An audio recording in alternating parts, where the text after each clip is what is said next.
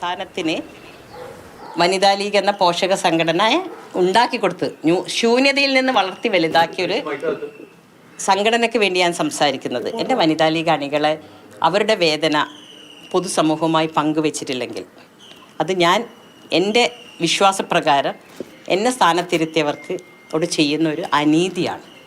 അതുകൊണ്ട് മാത്രം സംസാരിച്ചു, അത്രയില്ല. അല്ലാണ്ട് സ്ഥാനാർത്ഥി പട്ടികയെക്കുറിച്ച് ഞങ്ങൾക്ക് ഒരു അഭിപ്രായ വ്യത്യാസമില്ല. പാണക്കാട് സാദിഖ് അലി ശിഹാബ്ദങ്ങൾ ഇറക്കിയ സ്ഥാനാർത്ഥി പട്ടികയെ രണ്ട് കൈയും നോട്ടി സ്വീകരിക്കുന്നുണ്ട്. പക്ഷേ ഞങ്ങളുടെ വേദനകൾ ഞങ്ങൾക്ക് പങ്കുവെച്ചേ മതിയാവും. ഈ സമീപകാലത്തൊന്നും ഇല്ലാത്ത വിധമാണ്. സാധാരണ ലീഗില് ഒരു വനിതാ സ്ഥാനാർത്ഥിയൊക്കെയാണ് ഉണ്ടാകാറുള്ളത്. പക്ഷെ ഇത്തവണ 2 സ്ഥാനാർത്ഥികളുണ്ട്, വനിതാ സ്ഥാനാർത്ഥികൾ. വരട്ടെ, 2 മതിയോ? അപ്പം ഞാൻ ചോദിക്കുന്നത്, ഈ 2 സ്ഥാനാർത്ഥികളെ പ്രശ്നമാണോ ശരിക്കും? വനിതാ ലീഗ് എന്ന പോഷക സംഘടനയെ തഴഞ്ഞു, അവരെ അവഗണിച്ചു. ആ ഒരു ഫീലിംഗ് നൂർബിന റഷീദ് എന്ന വ്യക്തിക്ക് മാത്രമല്ല, വനിതാ ലീഗിലെ മേലെ തട്ട് മുതൽ താഴെ തട്ട് വരെയുള്ള അണികളെ വേദനിപ്പിച്ചിട്ടുണ്ട്. അത്രേ എനിക്ക് പറയാം. എനിക്ക് അങ്ങനെ ആരുടെ അപമാനം കേട്ടാലും ചെറുതാകുന്ന ഒരു വ്യക്തിയല്ല ഞാൻ. അപമാനം എന്ന് പറയുന്ന വേർഡൊന്നും ഞാൻ യൂസ് ചെയ്യുന്നില്ല. അപമാനിക്കാനുള്ള സ്വാതന്ത്ര്യം അവർക്കുണ്ടെങ്കിൽ അത് സ്വീകരിക്കാതിരിക്കാനുള്ള സ്വാതന്ത്ര്യം എനിക്കുണ്ട്. അപമാനത്തിന് പ്രശ്നമൊന്നുമല്ല. വനിതാ ലീഗ് സംഘടന ഫാത്തിമ സഹലിയും ജയന്തി നടരാജനൊന്നും വനിതാ ലീഗിന്റെ അല്ലെങ്കിൽ ലീഗിന്റെ മുഖങ്ങളല്ല എന്നാണോ? ലീഗിന്റെ മുഖമല്ലാന്ന് ഞാൻ പറയാൻ പറ്റുമോ? വനിതാ ലീഗിന്റെ മുഖമല്ല. ഈ സാധാരണ ഈ തങ്ങളെ തീരുമാനം എടുത്താൽ അതിനെ ചോദ്യം ചെയ്യുന്ന ഒരു പതിവ് മുസ്ലിം ലീഗിലില്ല. പക്ഷെ പതിവിൽ നിന്ന് വ്യത്യസ്തമായി ഇത്തവണ അത് കാണുന്നുണ്ട്.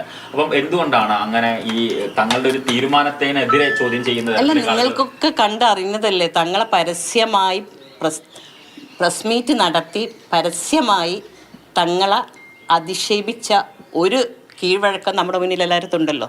ഞാൻ അതൊന്നല്ലല്ലോ ചെയ്യുന്നത്. ഒരു അനീതി ഉണ്ടാവുമ്പോൾ മിണ്ടാതിരിക്കണം. അനീതി അല്ല, ഒരു അനീതി ഉണ്ടാകുമ്പോൾ അനീതിക്കെതിരെ ശബ്ദിക്കണമെന്നാണ് ഞാൻ പ്രതിദാനം ചെയ്യുന്ന, ഞാൻ വിശ്വസിക്കുന്ന.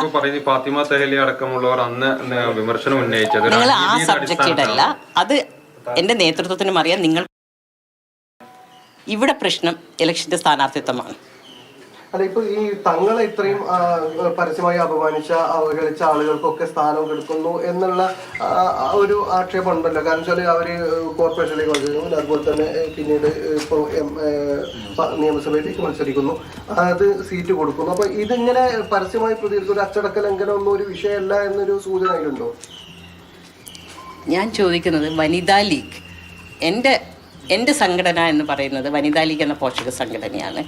ആ വനിതാ ലീഗിന് ഈ കാലഘട്ടത്തിൽ നിങ്ങൾ പറയുന്നുണ്ടല്ലോ ഇന്നത്തെ പുരോഗമനം എന്നൊക്കെ, എന്ത് പുരോഗമനങ്ങൾ വന്നാലും സമൂഹത്തിലെ ധാർമ്മിക മൂല്യച്യുതിക്ക് കോട്ടം തട്ടാത്ത രീതിയിലാണ് വനിതാ ലീഗ്. നിങ്ങൾക്കറിയാമല്ലോ, മുസ്ലിം സമുദായത്തിൽ വിവിധ മതസംഘടനകളുണ്ട്. എല്ലാ മതസംഘടനകളുടെയും വികാരങ്ങൾ ഉൾക്കൊണ്ടുകൊണ്ടാണ് വനിതാ ലീഗ് എന്ന പ്രസ്ഥാനം 1990കളിൽ ഞങ്ങൾ വളരെ സൂക്ഷ്മതയോടുകൂടി പ്രവർത്തിച്ച് ഇത്ര വളർത്തി വലുതാക്കിയത്. ഒരു പാത വെട്ടിത്തെളിക്കുമ്പോൾ അതിൻ്റെ വേർപ്പൊഴുക്കിയവരുടെ വില കാണാതിരിക്കരുത്. പാതയിലൂടെ സഞ്ചരിക്കുന്നവർക്ക് വളരെ എളുപ്പമാണ്, അതിലൂടെ സഞ്ചരിച്ചിട്ട്. പുതിയ യുഗമാണ്, AI കാലഘട്ടമാണ്. എന്തൊക്കെ AI വന്നാലും, എന്തൊക്കെ സോഷ്യൽ മീഡിയ വന്നാലും മുസ്ലിം സമുദായത്തിൽ ജനിച്ചു വീണ ഒരാൾക്ക് പരലോക വിശ്വാസവുമുണ്ട്. അവിടെ ഞങ്ങളെ ചോദ്യം ചെയ്യുമെന്ന ഉറച്ച വിശ്വാസത്തിലാണ് ഇത്രയും കാലം വനിതാ ലീഗിനെയും ഞാൻ കൊണ്ടു നടന്നത്. അല്ലാതെ അത്തരം വിശ്വാസങ്ങളൊക്കെ ഇല്ലാത്തവരല്ലെങ്കിൽ അങ്ങനെ അതിനൊക്കെ ലംഘിക്കുന്ന രീതിയിലുള്ള തീരുമാനമാണ് ഉണ്ടായതെന്ന് അതൊക്കെ അവരവർ തീരുമാനിക്കേണ്ടത്. ഞാൻ എൻ്റെ വിശ്വാസവും എൻ്റെ ബോധ്യത്തിൽ നിന്നാണ് ഞാൻ സംസാരിക്കുന്നത്. ധ്വനിയാണ് ഇതിൽ നിന്നുണ്ടാവുന്നത്. എൻ്റെ ബോധ്യം എന്ന് പറയുന്നത് തീരുമാനം വരുന്നതിനേക്കാൾ മുമ്പ് ഞാൻ എൻ്റെ നേതൃത്വമായി വളരെയധികം പങ്കുവെക്കാറുണ്ടായിരുന്ന ഒരാളാണ്. ഈ വിഷയം ചർച്ച ചെയ്തിട്ടുണ്ടോ? ഇവരുടെ സ്ഥാനാർത്ഥിത്വവുമായി ബന്ധപ്പെട്ട വിഷയം ചർച്ച ചെയ്തപ്പോൾ ഇന്നലെയൊക്കെ പ്രതികരണം വന്നല്ലോ. 40 കൊല്ലം ഞാൻ എൻ്റെ നേതാക്കന്മാരോട് ചർച്ച ചെയ്ത ഒരു വിഷയം ഞാൻ പത്രമാധ്യമങ്ങളുടെ മുമ്പിൽ വന്ന് പറയാറില്ല. അത് തന്നെയായിരിക്കും നല്ലൊരു വനിതാ ലീഗ് തന്നെയാണ്. ഞാൻ മുസ്ലിം ലീഗിൽ അടിയുറച്ച് വിശ്വസിക്കുന്ന ഒരാളാണ്. മുസ്ലിം ലീഗ് പ്രവർത്തിക്കുന്നത് തന്നെയാണ്. സാധാരണ ഇന്നത്തെ കാലഘട്ടത്തിൽ കാണുന്ന രീതിയിലുള്ള ഒരു പാർലമെന്ററി വ്യാമോഹവും വെച്ചിട്ട് പ്രവർത്തിക്കുന്ന ഒരു സ്ത്രീയല്ല, ഒരു വനിതയല്ല. എന്റെ സംഘടനയെ ഞാൻ നാലെണ്ണം സംരക്ഷിച്ചു കൊണ്ടാണ്. ഈ സമൂഹ മാധ്യമങ്ങളിലൊക്കെ ഉയർന്ന ഒരു ആരോപണം അല്ലെങ്കിൽ ആക്ഷേപം എന്ന് പറയുന്നത്, കഴിഞ്ഞ തവണ കോഴിക്കോട് സൗത്തിൽ മത്സരിക്കുന്ന സമയത്ത് ഇപ്പോൾ സ്ഥാനാർത്ഥിത്വം കിട്ടിയതിൽ ഒരാൾ വന്നപ്പോഴും അവർക്ക് പെരുമാറ്റം ഉണ്ടായി. അത് വളരെ അസത്യമായ പ്രചാരണമാണ്. സമൂഹ മാധ്യമത്തിൽ എന്തും പറഞ്ഞത് നടക്കാമെന്ന് വിചാരിക്കുന്നുണ്ടെങ്കിൽ അതിനൊക്കെ മേലെ നിന്നുള്ള ദൈവം മറുപടി പറഞ്ഞോളൂ. ഈ മറ്റൊന്ന് വനിതാ ലീഗ് നേതാവ് നൂർബിന റഷീദാണ് സംസാരിച്ചത്. വളരെ കഷ്ടപ്പെട്ടാണ് വനിതാ ലീഗിനെ വളർത്തിക്കൊണ്ടുവന്നത്. പക്ഷേ ഈ തെരഞ്ഞെടുപ്പ് സ്ഥാനാർത്ഥിത്വ പ്രഖ്യാപനത്തിലേക്കൊക്കെ വന്നപ്പോൾ തഴഞ്ഞതിൽ വലിയ അതൃപ്തിയുണ്ട് എന്നാണ് പരസ്യമാക്കിയത്.